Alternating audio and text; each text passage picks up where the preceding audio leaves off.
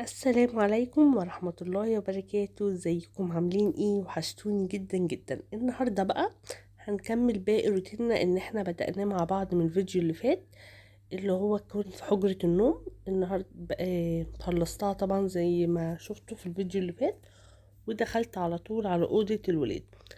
اول حاجة كده عملتها روقت الايه، كان الانجليزي محطوط على الماس محطوط على العربي، كله كده ايه على بعضه.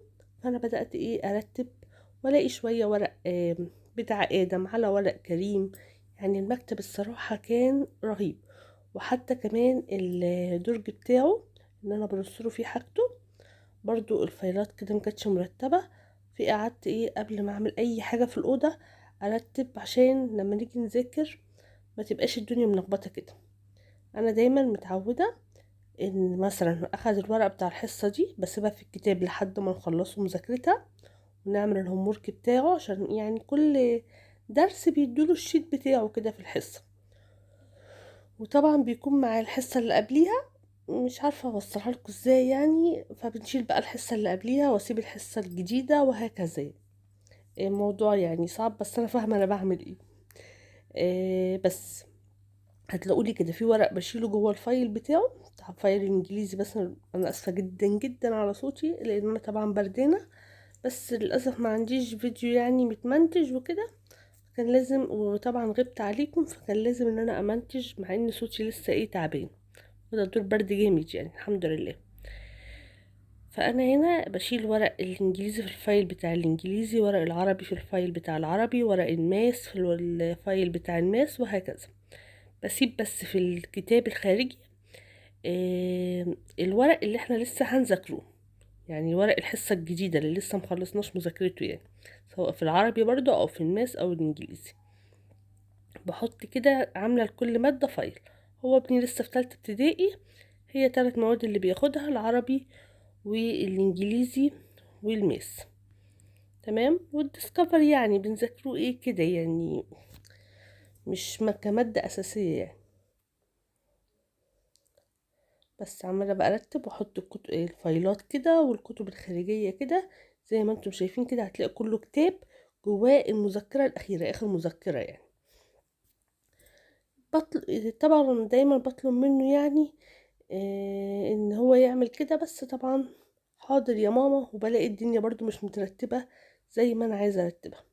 وبرضو لقيته كده ايه كان لسه جاي من الدرس تقريبا، وفي هدوم كده مرمية جوه الدولاب. انا ما بعرفش اروق، ودراج مكركبة ودولاب مكركب، لا ما بعرفش كده ابدا.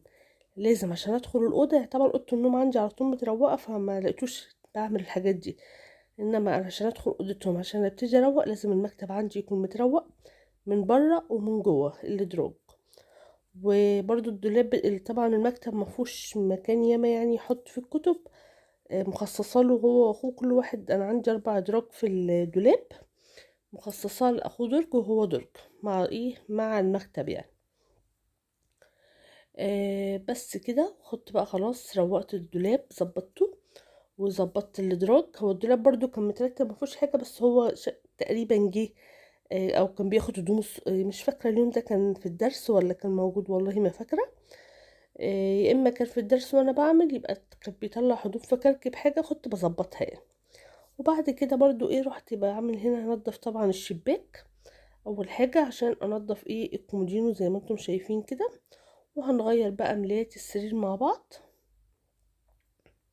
بعتذر بجد عن صوتي، بس والله انا بقالي كام يوم اقول همنتج الفيديو عشان انزله، بس صوتي كان متدمر يعني. النهارده كده يعتبر احسن ايه من الايام اللي فاتت، فاعذروني بقى معلش. الجو اساسا يعني متهيألي كله واخد الدور ده بجد. الجو حاجة فظيعة، مع ان الجو لسه ما سقعش السقعة اللي هي، بس عارفين يوم يبقى هوا ويوم يبقى حر، يبقى حر حر، فطبعا دمار يعني الحمد لله. هنا بقى ايه بشيل ملاية السرير كده عشان اغيرها. بصوا انا اليوم ده عملت اوضه النوم وعملت اوضه الاطفال وعملت كمان اوضه المعيشه.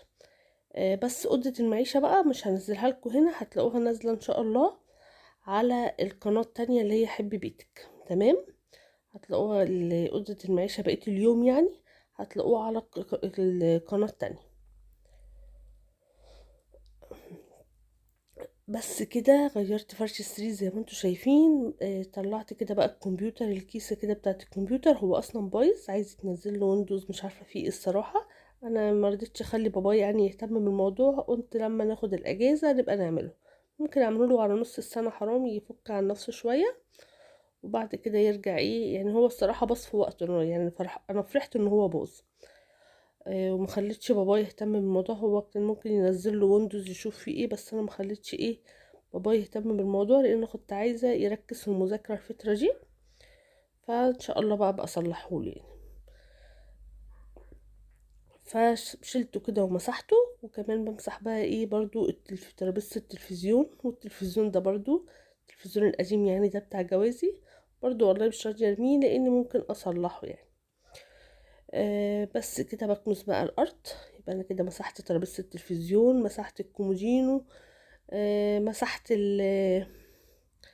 المكتب. تمام. طبعا انا هنا كنت برضو كنت لسه عامله الشقه من قريب، فكانت الشقه يعني يعتبر لسه نظيفه، فيعني ما كانتش محتاجه مني مجهود ياما يعني. وزي ما قلت لكم الاوضه دي برضو بتبقى يعتبر اللي بيكون مكركب فيها المكتب، آه الادراج بتاعتهم بتاعت الدراسه بس. انما بقى ما فيهاش تراب والكلام دوت، لان طبعا هم قاعدين، احنا قاعدين قعدتنا كلها في اوضه المعيشه. كانت الاوضه دي بقى كانت بتبقى زريبه كده، وتحسوا ان هي مكركبه على طول ايام ما الكمبيوتر كان شغال، لان كانوا ما بيطلعوش منها. لما الكمبيوتر ده كان شغال كانوا ليل ونهار قاعدين فيها، عشان كده كانت بتبقى متبهدله. لكن الصراحه برضو بوظان الكمبيوتر ده حافظ لي على الاوضه كتير يعني. بكنس بقى السجاد كده وهتنيه، وهبتدي ايه امسح الارض. انا كل ده عملته في يوم واحد يعني، بس انا طبعا ما كانش ينفع انزل لكم الفيديو كله. هيبقى كان الفيديو كان هيبقى طويل قوي يعني بتاع الشقة كلها، عشان كده قسمته كل أوضة في فيديو يعني. هاتني بقى السجادة كده عشان امسح.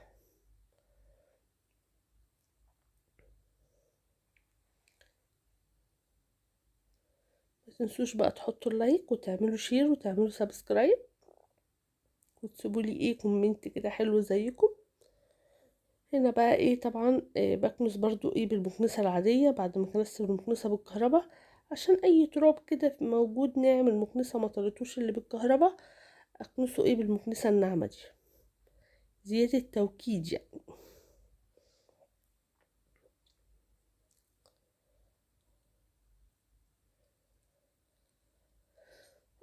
يا رب. هنا بقى جبت ايه النوب بتاعتي، مش عارفة هنا قلعت البيبش بتاعي ليه، اسفة جدا. انا كنت لابساه والله مش عارفة قلعته ليه. ممكن اختي السحلية بقى السيراميك كان يومها الجو حر، مش فاكرة يعني.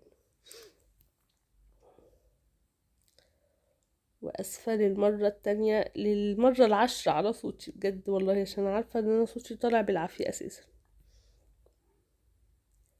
بس والله غصب عني، عشان صوتي مش راضي يتعدل وعايزة انزل الفيديو، اعمل ايه. عايزة اقول لكم ان انا السنة اللي فاتت في نفس التوقيت ده بقى كان عندي كورونا، بس السنة دي الحمد لله الدور ايه خفيف شوية.